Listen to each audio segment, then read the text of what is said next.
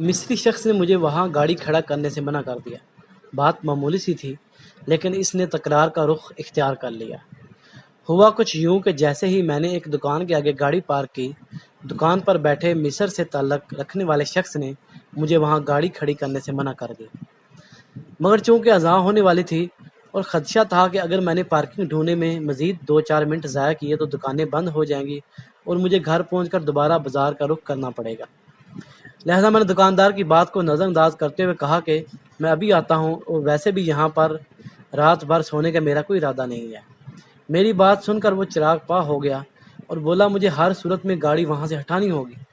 میں بھی ضد میں آ گیا اور جواباً کہا میں اپنی گاڑی یہاں سے نہیں ہٹاؤں گا، تمہارے جی میں جو ہے کر لو۔ یہ کہتے ہوئے گاڑی لاک کر کے میں دوسری جانب چل دیا۔ اپنی مطلوبہ چیزیں لے کر جب میں واپس پلٹا تو وہ بدستور دکان کے سامنے بیٹھا ہوا مجھے گھور رہا تھا۔ اذان ہو چکی تھی اور بازار کی دکانوں کے دروازے بند ہونے لگے تھے۔ میں نے گاڑی میں بیٹھ کر دروازہ بند کیا۔ پھر یکا میرے ذہن میں یہ بات آئی کہ جانتا ہوں اور نہ وہ مجھے، اگر میں ابھی یہاں سے چلا گیا تو خام خواہ اس کے دل میں میری طرف سے بلکہ تمام پاکستانیوں کی طرف سے ایک غلط تصور ہمیشہ برقرار رہے گا، لہذا کیوں نہ میں پہل کرتے ہوئے اس سے اپنے رویے کی معافی مانگوں۔ اس خیال کے آتے ہی میں اپنی گاڑی سے اترا اور اس مصری شخص کے پاس پہنچ کر کہا میرے بھائی، اگر تمہیں میری کوئی بات بری لگی ہے تو مجھے معاف کر دو، کیونکہ دکان کے آگے گاڑی نہیں کھڑی کرنی چاہیے تھی۔ میرا اتنا کہنا تھا کہ وہ اپنی نشست سے کھڑا ہوا۔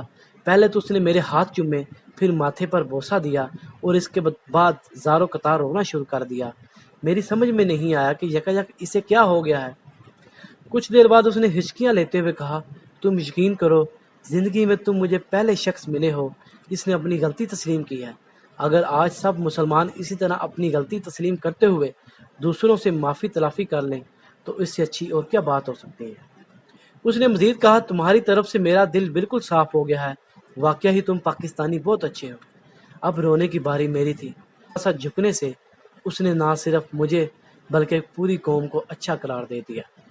تو دوستو، بعض اوقات